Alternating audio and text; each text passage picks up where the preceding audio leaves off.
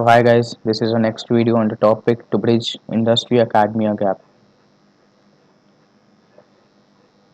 So let's start with the introduction.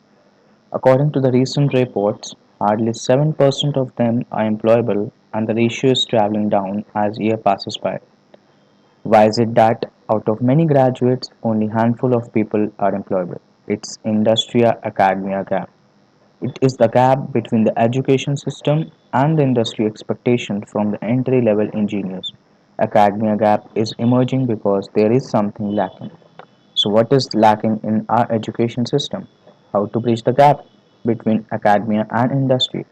The required skill, however, are changing as rapidly as the industries and the economy itself.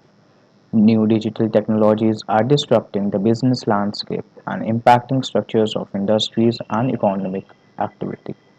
Traditional values chains are becoming increasingly fragmented and new types of business ecosystem are rapidly forming and evolving.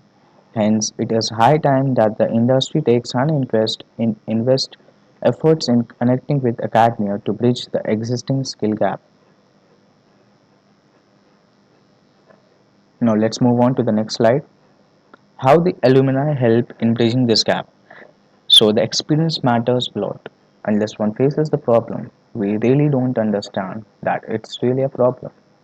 We exactly figure out the origin of the problem in this academia and industry gap. Thinking is the first step in solving any problem, and that too design thinking. And the quote, experience is the teacher of all things. Now let's move on to the next slide. We have basically used a design thinking process to minimize the uncertainty and the risk of innovation by engaging customers or users through a series of prototype learn, test, and define concepts. Hence, we bring some great design thinking tools to implement our ideas to bridge the industry academia gap. Basically, we have used three design thinking process: empathy, define, and ideation. So, the Cato analysis will help in leveraging this gap. So, the customers, how the people really gets affected by this, how they will be benefited by the changes. Actors, who all are the key role in implementing in decreasing this gap. Transformation, how this transformation will help, how much time will be required in doing this worldwide, how this will affect in future, will a idea a positive way to proceed further, owner, how the company and the industry will be benefited and impacted by this creative approach. Environmental constraint, financial problem, higher authorities permission in implementing this thought is a concern. Let's move on. Here we have defined some steps. It's feel, define, diverge, converge, and communicate. Feel the actual problem, what it is, how to bridge the gap. Diverge the thinking process, elaborate your way of thinking, make the rough prototype before implementing, and communicate. Take public and student ideas in solving a problem, and then follow up these steps to implement the ideas.